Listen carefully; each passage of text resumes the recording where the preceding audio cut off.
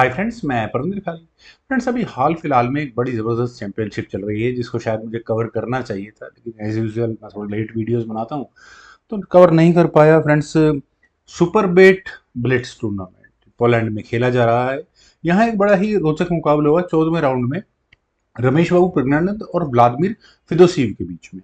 शुरू करता हूँ इस अजीबोगरीब मतलब जबरदस्त गेम को। B3 के साथ यहाँ प्रज्ञानंद ने शुरू किया।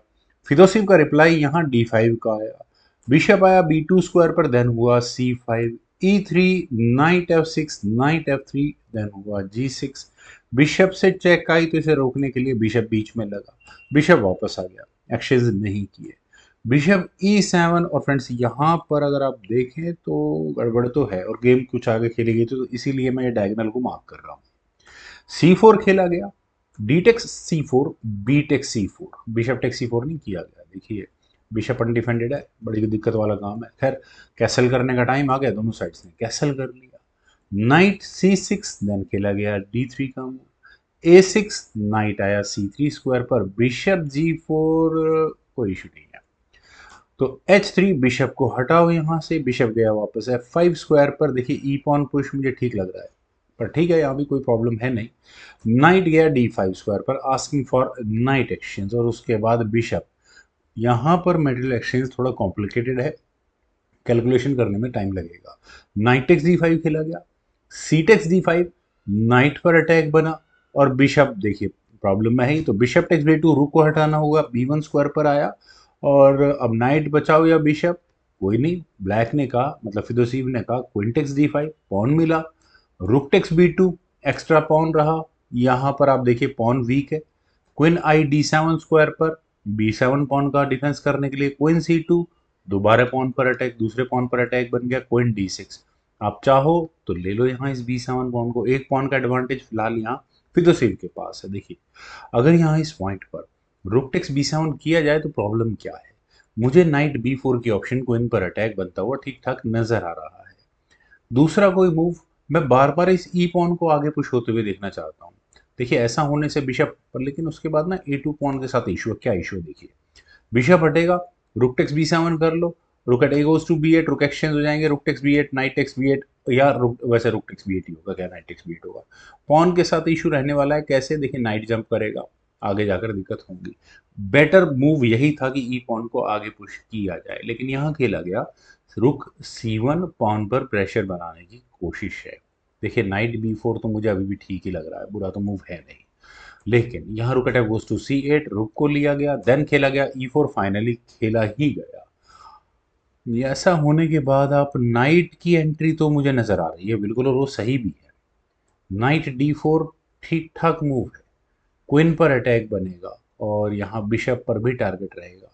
मटेरियल अगर आप लेने की कोशिश करते हैं, नाइट से नाइट लेने की कोशिश करते हैं, तो आपको डायरेक्टली अपनी क्वीन हटानी होगी। खैर, यहाँ खेला गया बिशप E6, बिशप हटाया गया। रुक टेक्स B7, फाइनली इतनी देर के वेट के बाद ये हुआ। नाइट B4 क्वीन, और यहाँ A2 पॉन दोनों पर अटैक है। क्वीन हटी D2 स्क्वायर पर। क्वीन के D2 स्क्वायर पर जाने के बाद हुआ knight takes A2। Friends, knight takes A2 से पहले जो रुक 7th रैंक में जा पहुंचा है ना, ये न्यूट्रलाइज हो जाना चाहिए था मेरे ख्याल से, लेकिन कोई नहीं।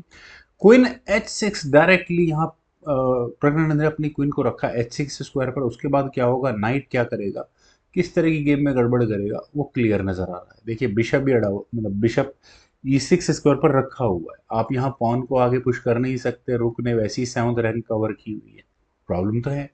बिशप D5, और यहाँ बिशप सेक्रीफाइस की बात हो रही है, रुक पर भी अटैक बन रहा है। लेकिन यहाँ इस पॉइंट पर नाइट G5, प्रज्ञानंद को यही करना था और अगले मूव में आपको चेकमेटिंग थ्रेट क्लियर कट समझ में आ रही होगी। जैसे कोई भी मूव चला जाए, बिशप टेक्स B7 कर लो, queen takes H7 check, king हटेगा F8 स्क्वायर पर। तो चाहो तो आप क्वीन से चेक दे दो, या फिर आप चाहो तो, मतलब दोनों तरफ से क्वीन से चेकमेट ही हो रही है। क्वीन टेक्स F7 चेक करो मेट। पर यहाँ खेला गया क्वीन F6, बिल्कुल सही भी है।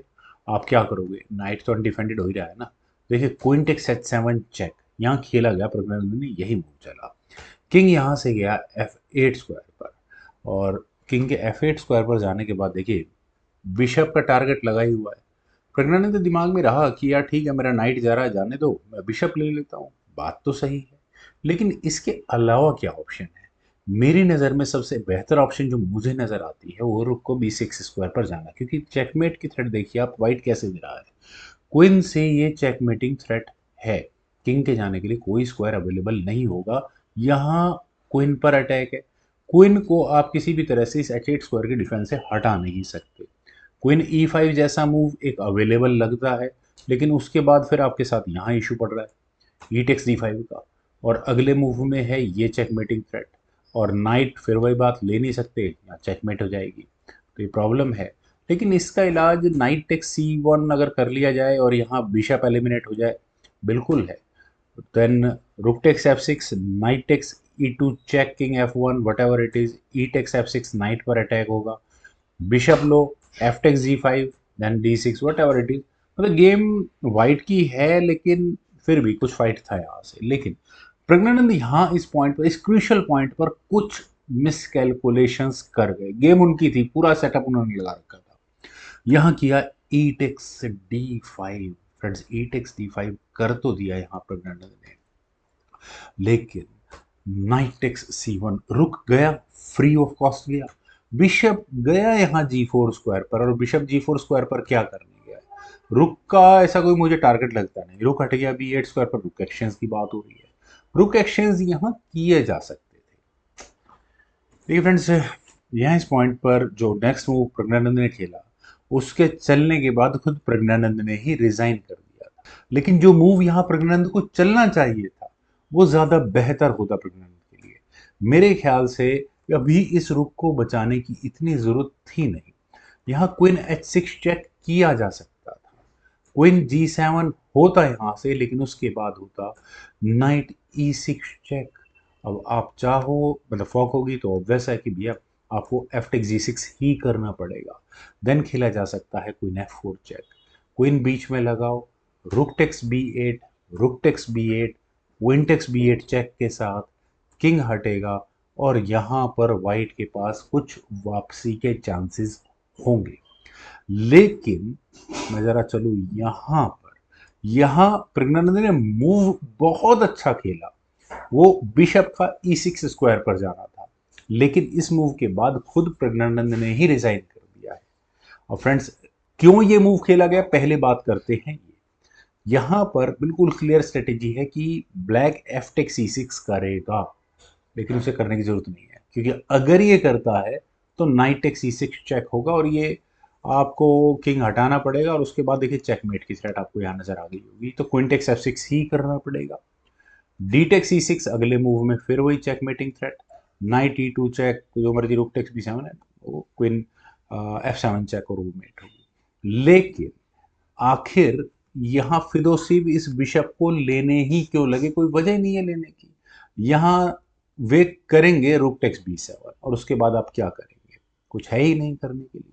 देखिए, अगर यहाँ बिशप टेक्स F7 और अगले मूव में चेकमेट की थ्रेट दी जाने की कोशिश की जाए, तो चेकमेट की थ्रेट तो वैसे भी नहीं आनी। लेकिन यहाँ नाइट E2 चेक होगा, किंग को F1 स्क्वायर पर जाना पड़ेगा, नाइट G3 चेक होगा, किंग कहाँ जाएगा, G1 स्क्वायर पर जाएगा, रुक से चेक दे दो, मतलब पूरी तरह से फंस जाएगा, किंग H2 स्क्वायर पर जाएगा, knight E6 sorry knight F1 check होगा, किंग को वापस फर्स्ट रैंक में आना पड़ेगा, नाइट E3 चेक। अब देखिए नाइट डिस्कवर्ड चेक होगी, और नाइट E3 चेक क्यों इंपॉर्टेंट है देखिएगा आप, यहाँ किंग H2 स्क्वायर पर जाएगा, और उसके बाद आपको क्वीन की पोजीशन चेकमेट करने के लिए नजर आ गई, क्वीन F4 चेक होगा, जी पॉन ही आगे पुश करना पड़ेगा, then queen takes F2 check, और वो मेट होगी। तो बहुत सुसाइडियल मूव रहा यहाँ प्रज्ञानंद का, पूरी गेम में डोमिनेट कर रहे थे। उम्मीद है फ्रेंड्स आपको भी गेम जरूर पसंद आई होगी, तो आप लोगों के कमेंट सजेशन का मुझे बेहद इंतजार रहेगा। Thank you for watching and bye for now.